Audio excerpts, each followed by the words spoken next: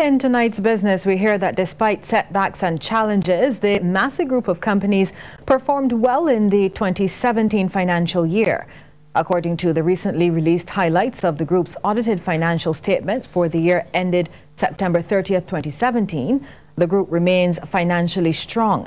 In his statement, Chairman Robert Bermudez said the group's third-party revenue grew by 2% despite the economic slowdown in two of its key markets, those being Barbados and Trinidad.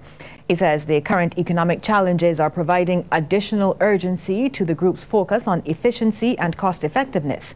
To this end, they have engaged consultants to guide them through a project to centralize the procurement of goods and services across the group.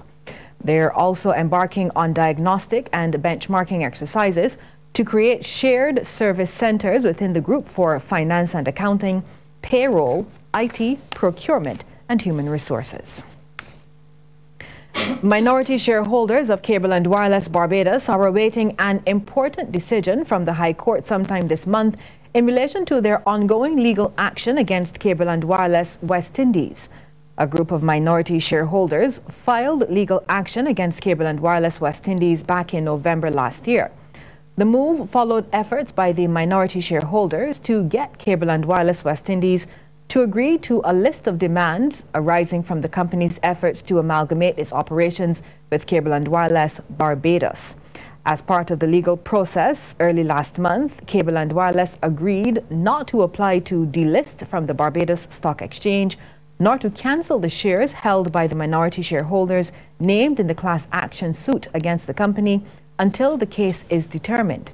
Now, in July last year, Cable and Wireless Barbados Limited announced that it received a proposal from Cable and Wireless West Indies Limited to acquire all listed and outstanding common shares of Cable and Wireless Barbados that it does not already own by way of an amalgamation.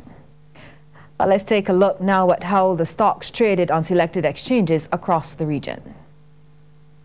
We get started in Jamaica, where Wisynco Group Limited was the volume leader with 4,981,783 units, and they were followed by Victoria Mutual Investments Limited and JMMB Group Limited 7.50%.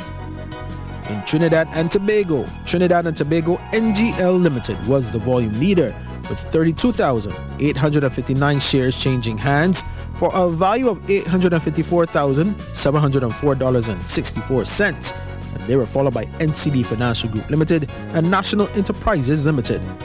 And in Barbados, Fortress Caribbean Property Fund Development Fund was the volume leader, trading 32,741 shares at 15 cents each, and they were followed by Sagicor Financial Corporation Limited.